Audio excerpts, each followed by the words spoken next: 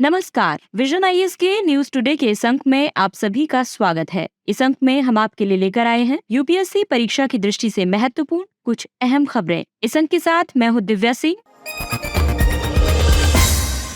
हाल ही में संयुक्त राष्ट्र पर्यावरण कार्यक्रम ने एडेप्टेशन गैप रिपोर्ट 2023 जारी की है। हाल ही में एक अध्ययन किया गया जिससे ये पता चला कि हंगा टोंगा हंगा हा अपाई ज्वालामुखी उद्गार से वायुमंडलीय ओजोन परत को नुकसान पहुंच रहा है। रूस ने व्यापक परमाणु परीक्षण प्रतिबंध संधि के लिए अपना अनुसमर्थन रद्द कर दिया। एनर्जी एफिशिएंस सर्विसेज लिमिटेड ने नेशनल एफिशिएंट कुकिंग प्रोग्राम और एनर्जी एफिशिएंट फैन प्रोग्राम शुरू किए। पंजाब और तमिलनाडु के बाद केरल ने अपने राज्यपाल के खिलाफ सुप्रीम कोर्ट में याचिका दायर की। फाइनेंशियल एक्शन टास्क फोर्स ने crowd funding for terrorism financing शीर्षक से रिपोर्ट जारी की। और आइए अब खबरों पर विस्तार से चर्चा करते हैं। हाल ही में संयुक्त राष्ट्र पर्यावरण कार्यक्रम ने एडेप्टेशन गैप रिपोर्ट 2023 जारी की है। तो आइए सबसे पहले ये समझते हैं अनुकूलन यानी एडेप्टेशन शब्द है क्या। अनुकूलन का मतलब देशों और समुदायों की आघात सहने की क्षमता को बढ़ाकर जलवायु परिवर्तन के प्रति उनकी सुभेद्यता यानी कि वल्नरेबिलिटी को कम करने की प्रक्रिया है। अनुकूलन अंतराल किसी देश द्वारा कार्यान्वित किए गए अनुकूलन संबंधी उपायों और निर्धारित किए गए लक्ष्यों के बीच का अंतर है। और आइए बात करते हैं रिपोर्ट के कुछ मुख्य बिंदुओं के बारे में। अंतर्राष्ट्रीय स्तर पर अनुकूलन संबंधी उपायों के लिए जो वित्त उपलब्ध कराया जा रहा है, विकासशील देशों को उससे लगभग 10 से 18 गुना ज्यादा वित्त की जरूरत है। अनुकूलन वित्त अंतराल लगातार बढ़ रहा है। वर्तमान में ये बढ़कर 194 से 366 बिलियन अमेरिकी डॉलर प्रति वर्ष हो गया है। जलवायु परिवर्तन की वजह से सांस्कृतिक विरासत और स्थानीय ज्ञान का भी नुकसान हो रहा है और इस हानि की अधिकांश देशों की हानि और क्षति पर कार्य योजना में उपेक्षा की जा रही है। विशेष रूप से महिलाओं को ध्यान में रखकर निर्धारित किए गए अंतर्राष्ट्रीय अनुकूलन वित्त का केवल 2% ही लैंगिक रूप से अनुक्रियाशील है। रिपोर्ट में कुछ सिफारिशें भी बताई गई, जैसे कि विकसित देशों को अनुकूलन से जुड़े कार्यक्रमों के लिए अपने जलवायु वित्त को 2025 तक 2019 के स्तर से लगभग 2 गुना करने की जरूरत है। बजट नियोजन में अनुकूलन को समेकित करने के लिए और ट्रैकिंग को बढ़ाने एवं सुधारने पर ध्यान दिया जाना चाहिए। दरअसल क्लाइमेट बजट टैगिंग विभिन्न सरकारों के लिए जलवायु संबंधी नीतियों पर उनके द्वारा व्यय किए गए बजट की निगरानी और ट्रैकिंग के लिए महत्वपूर्ण है। रेजिलियंस बॉन्ड और बीमा जैसे साधनों द्वारा निजी निवेश को आकर्षित करना चाहिए। निजी निवेश के माध्यम से जलवायु लोचशीलता से संबंधित निवेशों के लिए पूंजी जुटाई जाती है। सरकारों को विप्रेषण का लाभ उठाने के लिए प्रयास करने चाहिए। विप्रेषण अक्सर सकल घरेलू उत्पाद में महत्वपूर्ण योगदान देते हैं। लघु और मध्यम उद्यमों को वित्त पोषित करना चाहिए। इससे उन्हें अनुकूलन संगत उत्पादों और सेवाओं की पेशकश करने के लिए प्रेरित किया जा सकेगा। पेरिस समझौते के अनुच्छेद 2.1 का कार्यान्वयन सुनिश्चित किया जाना चाहिए। यह अनुच्छेद सरकारों से वित्तीय प्रवाह को ग्रीन हाउस गैसों के कम उत्सर्जन और जलवायु लोचशील विकास की दिशा में सुसंगत बनाने का आह्वान करता है। आइए अब संयुक्त राष्ट्र पर्यावरण कार्यक्रम के बारे में जानते हैं। इसका हेडक्वार्टर केन्या के नैरोबी शहर में है। ये पर्यावरण संबंधी गतिविधियों की निगरानी और नियंत्रण करने वाली संयुक्त राष्ट्र की सर्वोच्च संस्था है। इसकी स्थापना 1972 में स्टॉकहोम में आयोजित मानव पर्यावरण पर संयुक्त राष्ट्र सम्मेलन के दौरान की गई थी। इसका मुख्य उद्देश्य ग्रह के समक्ष मौजूद 3 बड़े संकटों जलवायु परिवर्तन, प्रकृति और जैव विविधता की हानि तथा प्रदूषण एवं अपशिष्ट की समस्या का समाधान खोजना है। भारत सहित 193 देश इसके सदस्य हैं। ये संगठन emission gap report, the global environment outlook आदि रिपोर्ट्स भी जारी करता है। हाल ही में एक अध्ययन किया गया जिससे ये पता चला कि हंगा टोंगा हंगा हा अपाई ज्वालामुखी उद्गार से वायुमंडलीय ओजोन परत को नुकसान पहुंच रहा है। हंगा टोंगा हंगा हा अपाई के बारे में बात करें तो ये समुद्र के नीचे स्थित ज्वालामुखी है। ये दक्षिणी प्रशांत महासागर में टोंगा द्वीप समूह में है। इसमें जनवरी 2022 में उद्गार हुआ था। तो आइए अब आपको डिटेल में ये बताते हैं कि ज्वालामुखी उद्गार ओजोन परत को कैसे नुकसान पहुंचाता है। ज्वालामुखी उद्गार से जलवाष्प और धुएं का गुबार समताप मंडल यानी स्ट्रेटोस्फीयर में पहुंच जाता है। जलवाष्प के इस उत्सर्जन की वजह से अंटार्कटिका के ऊपर मौजूद ओजोन परत का समय से पहले क्षरण शुरू होने लगता है। ज्वालामुखी उद्गार की वजह से सल्फर डाइऑक्साइड गैस भी समताप मंडल में पहुंच जाती है। ये गैस समताप मंडल में क्लोरीन के रासायनिक बदलाव में मदद करती है। क्लोरीन का ये रूप ओजोन परत को नुकसान पहुंचाता है। ज्वालामुखी उद्गार से ब्रोमीन और हाइड्रोजन क्लोराइड गैस का भी उत्सर्जन होता है। इनमें भी ओजोन को नुकसान पहुंचाने की क्षमता है। ज्वालामुखी उद्गार से उत्सर्जित कण ओजोन क्षयकारी पदार्थ पदार्थों की रासायनिक अभिक्रियाओं के लिए सरफेस प्रदान करते हैं। आपको बता दें कि ये उत्सर्जित कण स्वयं ओजोन क्षय में योगदान नहीं करते, बल्कि वे मानव निर्मित रसायनों के क्लोरीन और ब्रोमीन युक्त यौगिकों के साथ क्रिया करते हैं। इस तरह से वे अप्रत्यक्ष रूप से ओजोन के क्षरण में योगदान करते हैं। ज्वालामुखी उद्गार से वायुमंडलीय ओजोन को लगभग 1 से 5% की क्षति हो सकती है। इससे पहले 1991 में फिलीपींस के माउंट पिनाटुबो ज्वालामुखी के उद्गार से भी ओजोन परत का क्षरण हुआ था। और आइए अब ओजोन छिद्र के बारे में जान लेते हैं। ओजोन छिद्र का मतलब अंटार्कटिका के ऊपर समताप मंडल में ओजोन परत की मोटाई का कम होना है। अक्सर ये देखा गया है कि दक्षिणी गोलार्ध में वसंत के मौसम में ओजोन परत की मोटाई काफी कम हो जाती है। दरअसल वैज्ञानिक ओजोन छिद्र शब्द का उपयोग उस क्षेत्र के लिए करते हैं जहां अंटार्कटिका के ऊपर ओजोन सांद्रता 220 डॉप्सन यूनिट्स की ऐतिहासिक सीमा से काफी कम हो जाती है। पृथ्वी पर ओजोन परत की औसत मोटाई लगभग 300 डॉप्सन यूनिट्स है। ओजोन क्षरण प्रदूषकों की रासायनिक अभिक्रिया के कारण होता है। इन प्रदूषकों को ओजोन क्षयकारी पदार्थ कहा जाता है। मुख्य ओजोन क्षयकारी पदार्थ chlorine, bromine, chlorofluorocarbon, carbon tetrachloride और हेलोन्स हैं। ओजोन परत के क्षरण पर अलग अलग प्रोटोकॉल भी स्थापित किए गए हैं, जैसे कि ओजोन परत के संरक्षण पर वियना अभिसमय को 1985 में अपनाया गया था। ओजोन परत क्षयकारी पदार्थों पर मॉन्ट्रियल प्रोटोकॉल को 1987 में अपनाया गया था। मॉन्ट्रियल प्रोटोकॉल में अगला अपडेट किगाली संशोधन 2019 के रूप में किया गया था, जिसका उद्देश्य हाइड्रोफ्लोरोकार्बन के उत्पादन और खपत को चरणबद्ध तरीके से कम करना है।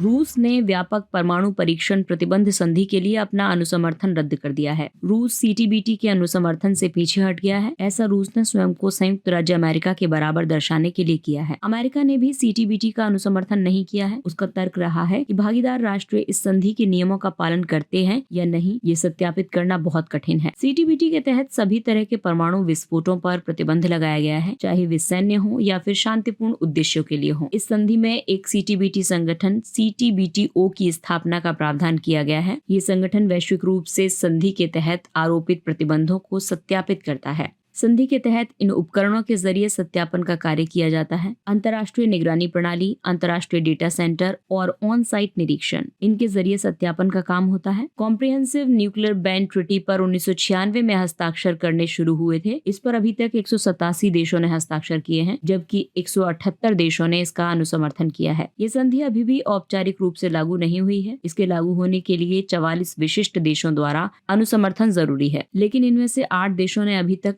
समर्थन नहीं किया है। ये 8 देश हैं: संयुक्त राज्य अमेरिका, भारत, चीन, Pakistan, north Korea, Israel, Iran और मिस्र। भारत ने सीटीबीटी पर न तो हस्ताक्षर किए हैं और न ही इसका अनुसमर्थन किया है। भारत इस संधि को भेदभावपूर्ण मानता है। भारत समयबद्ध तरीके से सार्वभौमिक और पूर्ण परमाणु निरस्त्रीकरण का समर्थन करता रहा है। आपको बता दें कि 1945 और 1996 के बीच 2000 से ज्यादा परमाणु परीक्षण किए गए थे। वहीं इस संधि को अपनाने के बाद 1 दर्जन से भी कम परमाणु परीक्षण किए गए हैं। परमाणु हथियार नियंत्रण से संबंधित अन्य संधियों की अगर हम बात करें तो परमाणु हथियार निषेध संधि 2017 में लाई गई। इसमें परमाणु हथियार संबंधी किसी भी गतिविधि में भाग लेने पर प्रतिबंधों का एक व्यापक सेट शामिल है। इस पर भारत ने हस्ताक्षर नहीं किए हैं। इसके अलावा परमाणु अप्रसार संधि यानी एनपीटी 1968 में लाई गई। इसका उद्देश्य परमाणु हथियारों के व्यापक प्रसार की रोकथाम और अन्य उपायों के द्वारा परमाणु युद्ध के खतरे को टालना है। इस पर भी भारत ने हस्ताक्षर नहीं किए हैं। आंशिक परीक्षण प्रतिबंध संधि यानी पीटीबीटी, पार्शियल टेस्ट बैन ट्रीटी, ये 1963 में लाई गई। ये संधि वायुमंडल, बाह्य अंतरिक्ष और समुद्र में परमाणु हथियारों के परीक्षण पर प्रतिबंध लगाती है। भारत ने इस संधि पर हस्ताक्षर भी किए हैं और इसका अनुसमर्थन भी किया है।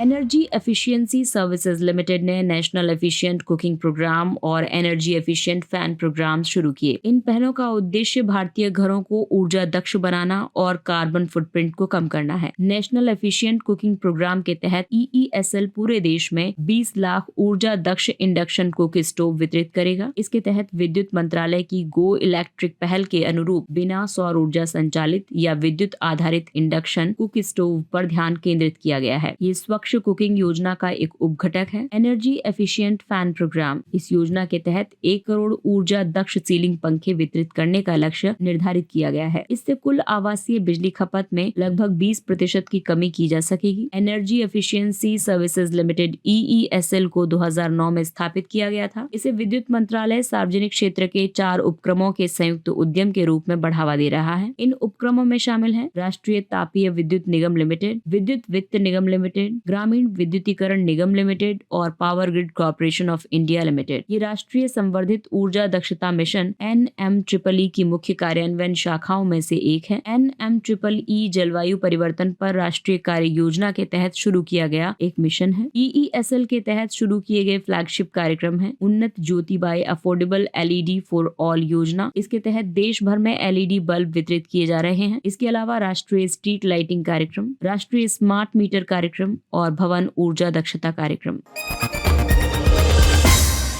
और आइए बात करते हैं अगली खबर की। पंजाब और तमिलनाडु के बाद केरल ने अपने राज्यपाल के खिलाफ सुप्रीम कोर्ट में याचिका दायर की। केरल सरकार ने राज्य विधानसभा से पारित 8 विधेयकों पर राज्यपाल की ओर से कोई भी निर्णय नहीं लिए जाने का आरोप लगाया है। राज्य सरकार के अनुसार इनमें से कई विधेयक अत्यधिक लोकहित से जुड़े हुए हैं। सुप्रीम कोर्ट में याचिका दायर करने वाली कई अन्य राज्यों ने भी इस तरह की चिंताएं व्यक्त की हैं। दरअसल राज्य विधानमंडल से पारित किसी भी विधेयक को कानून बनाने के लिए राज्यपाल की मंजूरी अनिवार्य है, क्योंकि राज्यपाल राज्य कार्यपालिका का प्रमुख होता है। साथ ही वो संविधान के अनुच्छेद 168 के तहत राज्य विधानमंडल का भी हिस्सा होता है। संविधान के अनुच्छेद 200 के मुताबिक जब कोई विधेयक राज्य की विधानसभा द्वारा या विधान परिषद वाले राज्य में विधानमंडल के दोनों सदनों द्वारा पारित कर दिया जाता है, तब उसे राज्यपाल के समक्ष प्रस्तुत करना होता है। राज्यपाल या तो इस विधेयक पर अपनी अनुमति दे देता है या अनुमति को रोक सकता है, या फिर वो विधेयक को राष्ट्रपति के पास विचार के लिए आरक्षित कर सकता है। यदि कोई विधेयक धन विधेयक नहीं है तो राज्यपाल विधेयक पर या उसके किन्हीं विशेष प्रावधानों पर पुनर्विचार करने के लिए उसे राज्य विधानसभा या विधानमंडल को वापस भेज सकता है। यदि विधेयक सदन या सदनों द्वारा संशोधन सहित या उसके बिना फिर से पारित कर दिया जाता है और राज्यपाल के समक्ष अनुमति के लिए प्रस्तुत किया जाता है, तो राज्यपाल अनुमति देने के लिए बाध्य है। हालांकि संविधान में उस समय सीमा का उल्लेख नहीं किया गया है जिसके भीतर राज्यपाल किसी विधेयक पर अपना निर्णय ले। इस वजह से विधेयकों को मंजूरी मिलने में विलंब होता है या हो सकता है। इस संबंध में उच्चतम न्यायालय के निर्णय महत्वपूर्ण है, जैसे कि शमशेर सिंह बनाम पंजाब राज्य 1974 वाद। इसमें सुप्रीम कोर्ट ने स्पष्ट किया था कि राज्यपाल राज्य की मंत्रिपरिषद की सहायता और सलाह पर कार्य करने के लिए बाध्य है। वहीं MM पुंछी आयोग ने सिफारिश की थी कि राज्यपाल स्वयं से विवेकाधिकार का उपयोग नहीं कर सकता और वो राज्य सरकार की सलाह से ही कार्य करने के लिए बाध्य है।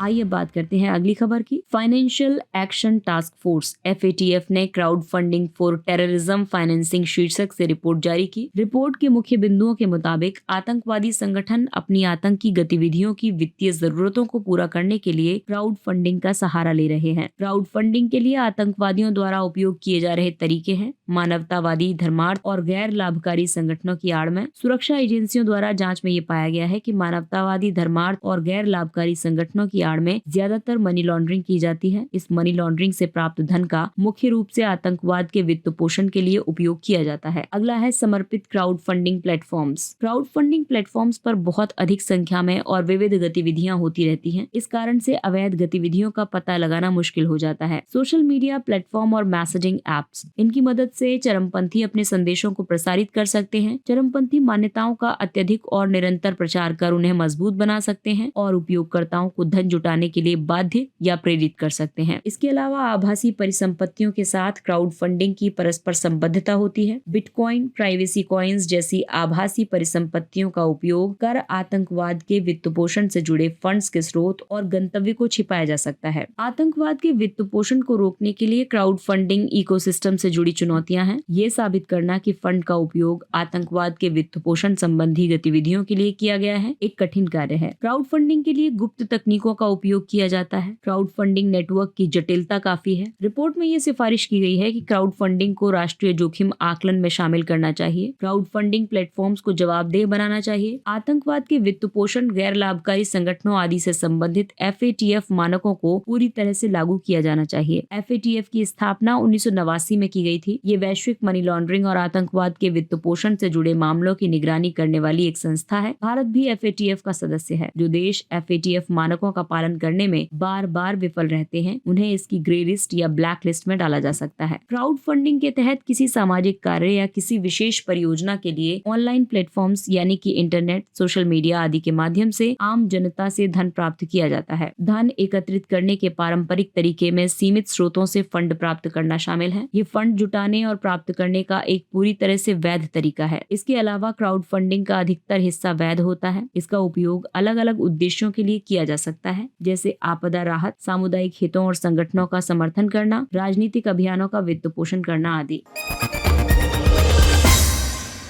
और आइए बात करते हैं कुछ अन्य महत्वपूर्ण सुर्खियों की। Zika virus. कर्नाटक के बेंगलुरु के पास मच्छरों के लिए गए सैंपल में जीका वायरस पाया गया है। जीका वायरस मुख्य रूप से एडीज मच्छरों के काटने से फैलता है। ये मच्छर ज्यादातर दिन के समय काटते हैं। इन्हीं मच्छरों के काटने से डेंगू, चिकनगुनिया और येलो फीवर होता है। विशेष रूप से वयस्कों और बड़े बच्चों में गुइलेन बायरे सिंड्रोम, न्यूरोपैथी और माइलाइटिस के मामले जीका वायरस संक्रमण से ही जुड़े हुए हैं। इस वायरस की सबसे पहले पहचान युगांडा में रीसस मकैक बंदर में हुई थी। ये वायरस संक्रमित गर्भवती महिला में उसके गर्भ में पल रहे बच्चे में संक्रमित मरीज के साथ यौन संबंध बनाने से तथा संक्रमित व्यक्ति के ब्लड ट्रांसफ्यूजन से फैल सकता है। इसकी रोकथाम के लिए अभी तक कोई टीका उपलब्ध नहीं है। Computer emergency response team certain. IPhone पर भेजे गए कथित जासूसी अलर्ट को लेकर एप्पल कंपनी सर्टेन द्वारा की जा रही जांच में शामिल हो गई है। सर्टेन इलेक्ट्रॉनिक्स और सूचना प्रौद्योगिकी मंत्रालय के अधीन कार्य करती है। सर्टेन कंप्यूटर सुरक्षा के उल्लंघन से जुड़ी घटनाओं पर प्रतिक्रिया देने के लिए राष्ट्रीय नोडल एजेंसी है। सूचना प्रौद्योगिकी संशोधन अधिनियम 2008 के तहत सर्टेन को साइबर हमलों से जुड़ी घटनाओं की रोकथाम करने, उनके घटित होने पर आवश्यक उपाय करने और सुरक्षा गुणवत्ता प्रबंधन सेवाएं प्रदान करने का कार्य सौंपा गया है। ये सूचना की सुरक्षा से संबंधित कार्यप्रणालियों, प्रक्रियाओं, रोकथाम उपायों इत्यादि से संबंधित दिशा निर्देश, सलाह, सुभेद्यता संबंधी नोट्स और श्वेत पत्र भी जारी करती है। White hydrogen. वैज्ञानिकों ने फ्रांस में सफेद हाइड्रोजन का एक विशाल भंडार खोजा है। व्हाइट हाइड्रोजन को नेचुरल गोल्ड या जियोलॉजिक हाइड्रोजन भी कहा जाता है। इसका निर्माण प्राकृतिक रूप से जल और शेल के बीच अभिक्रिया के जरिए भूपर्पटी की सतह के नीचे होता है। इसकी निर्माण प्रक्रिया में उच्च ताप एवं दाब पर जल के अणुओं और ओलिवीन जैसे लौह समृद्ध खनिजों के बीच अंतरक्रिया होती है। व्हाइट हाइड्रोजन का संभावित उपयोग ये हो सकता है कि इसका उपयोग विमानन, पोत परिवहन और इस्पात उत्पादन आदि उद्योगों में किया जाता है। E cigarette. एक अध्ययन के मुताबिक ऑस्ट्रेलिया, चीन, भारत और यूनाइटेड किंगडम में 85% युवाओं ने किसी न किसी मीडिया प्लेटफॉर्म पर ई सिगरेट से संबंधित विज्ञापन देखा है। ई सिगरेट, ई सिग्स, वेप्स और इलेक्ट्रॉनिक निकोटीन डिलीवरी सिस्टम भी कहा जाता है। इन्हें परंपरागत सिगरेट का एक विकल्प माना जाता है। ई सिगरेट उपकरण में एक हीटिंग डिवाइस, एक बैटरी और निकोटीन युक्त तरल पदार्थ होता है। जब ये सिगरेट पी जाती है तो हीटिंग डिवाइस तरल पदार्थ को गर्म करके एरोसोल में बदल जाता है। ये एरोसोल स्मोकिंग करते वक्त भाप के रूप में बाहर निकलते हैं। इस कारण इसके लिए स्मोकिंग की बजाय वेपिंग शब्द का प्रयोग किया जाता है। इन एरोसोल्स में निकोटीन, वाष्पशील कार्बनिक यौगिक, अति सूक्ष्म कण, भारी धातुएं आदि मौजूद होती हैं। ये वर्तमान में इलेक्ट्रॉनिक सिगरेट निषेध अधिनियम 2019 के तहत भारत में प्रतिबंधित हैं। और आइए बात करते हैं सुर्खियों में रहे स्थलों के बारे में। बहरीन, यहाँ की राजधानी मनामा है। किंगडम ऑफ बहरीन ने इजराइल से अपने राजदूत को वापस बुला लिया है। बहरीन एक द्वीपीय देश है। इसमें बहरीन द्वीप और फारस की खाड़ी के दक्षिण पश्चिमी तट पर अवस्थित लगभग 30 छोटे द्वीप शामिल हैं। इसका नाम अरबी शब्द अल बहरेन से लिया गया है, जिसका मतलब है दो समुद्र। बहरीन की सीमाएं ईरान, कतर और सऊदी अरब के साथ मिलती हैं। इन देशों से ये समुद्री सीमाएं साझा करता है। किंग फहद कॉजवे बहरीन को सऊदी अरब से जोड़ता है। इसका उच्चतम बिंदु है अल दुखान हिल, जिसे जबल उल दुखान भी कहा जाता है। अगला टॉपिक है सुव्यवस्थित मतदाता शिक्षा एवं निर्वाचक सहभागिता, स्वीप कार्यक्रम। भारतीय निर्वाचन आयोग ने सभी स्कूलों में 6 से 12 तक के पाठ्यक्रम में चुनावी साक्षरता पर अध्याय शामिल करने के लिए शिक्षा मंत्रालय के साथ एक समझौता ज्ञापन पर हस्ताक्षर किए हैं। ये इलेक्शन कमीशन ऑफ इंडिया के मुख्य कार्यक्रम स्वीप के अनुरूप है। स्वीप को भारत में मतदाता जागरूकता का प्रचार प्रसार करने और मतदाता साक्षरता को बढ़ावा देने के लिए आरंभ किया गया है। स्वीप यानी systematic voters education and electoral participation. SVEEP का उद्देश्य है 2024 में होने वाले लोकसभा चुनावों में मतदान प्रतिशत को बढ़ाकर 75% तक पहुंचाना, विवेकपूर्ण और नैतिक रूप से सजग मतदान के माध्यम से मतदान की गुणवत्ता को बढ़ाना। Hunger hotspot report. ये रिपोर्ट संयुक्त राष्ट्र के खाद्य और कृषि संगठन FAO और विश्व खाद्य कार्यक्रम ने जारी की है। रिपोर्ट में कहा गया है कि हंगर हॉटस्पॉट में 2 क्षेत्रीय समूहों सहित कुल 22 देश या क्षेत्र शामिल हैं। इन हॉटस्पॉट्स में ऐसी आबादी निवास करती है जो अत्यधिक खाद्य असुरक्षा के गंभीर स्तर का सामना कर रही है या ऐसा होने की संभावना है। नवंबर 2023 से अप्रैल 2024 तक बुर्किना फासो, माली, दक्षिण सूडान और सूडान सर्वाधिक चिंताजनक के स्तर पर बने रहेंगे। पाकिस्तान और अफगानिस्तान को बहुत अधिक चिंताजनक के स्तर पर रखा गया है। Legal identity and rights based return management conference. इसका आयोजन अंतर्राष्ट्रीय प्रवासन संगठन ने कोपेनहेगन में किया। इसमें चर्चा की गई है कि विश्व स्तर पर 1 अरब लोगों के पास कानूनी पहचान नहीं है। इन व्यक्तियों के संबंधित देशों के रिकॉर्ड में इनकी पहचान दर्ज नहीं है। साथ ही आवश्यक सेवाओं तक इनकी पहुंच और इनका मुक्त आवागमन भी प्रतिबंधित है। इस कॉन्फ्रेंस को IOM के global programme enhancing readmission and legal identity capacities के फ्रेमवर्क के तहत आयोजित किया गया है। रेलिका की शुरुआत 2022 में की गई थी। रेलिका के वैश्विक कार्यक्रम के तहत पुनर्प्रवेश और कानूनी पहचान पर चयनित देशों के साथ कार्य करने के लिए साक्ष्य आधारित दृष्टिकोण को अपनाया जाता है। इसका उद्देश्य प्रभावी प्रवासन प्रबंधन को बढ़ावा देना है। इसका गठन 1951 में किया गया था। ये संयुक्त राष्ट्र प्रणाली का एक भाग है। इसका उद्देश्य सभी के लाभ के लिए मानव गरिमा से युक्त व्यवस्थित प्रवासन को बढ़ावा देना है। भारत सहित 175 देश इसके सदस्य हैं। मानवतावादी कार्यों के समन्वय के लिए संयुक्त राष्ट्र कार्यालय। UNOCHA ने वेस्ट बैंक में बसाए गए इजरायलियों द्वारा फिलिस्तीनियों को डराने और उनके खिलाफ हिंसात्मक घटनाओं में वृद्धि होने को लेकर चेतावनी जारी की है। मानवतावादी कार्यों के समन्वय के लिए संयुक्त राष्ट्र कार्यालय यानी UNOCHA संयुक्त राष्ट्र सचिवालय का हिस्सा है। ये आपात स्थितियों में समुचित कदम उठाने के लिए मानवतावादी कार्यों में लगे भागीदारों को एक साथ लाता है। संयुक्त राष्ट्र मानवतावादी कार्य विभाग 1998 में ओचा बन गया था। OCHA का कार्य है सहायता जुटाना, सूचनाओं को साझा करना, मानवतावादी सहायता के लिए प्रयासों का समर्थन करना और संकट से प्रभावित समुदायों के हितों का समर्थन करना। इसका मुख्यालय जिनेवा और न्यूयॉर्क में है। ये मुख्यालय OCHA के मानवतावादी सहायक संबंधी वैश्विक अभियानों के केंद्र के रूप में कार्य करते हैं। इसके साथ ही ये अंक समाप्त होता है। अगले अंक में फिर मुलाकात होगी कुछ अन्य महत्वपूर्ण खबरों के साथ। तब तक अपने लक्ष्य के लिए तत्पर रहिए और अगर आपको हमारा कंटेंट अच्छा लगता है तो इसे लाइक, सब्सक्राइब और शेयर जरूर करें। और अब हमें यानी विजन IAS की पूरी टीम को दीजिए इजाजत। नमस्कार।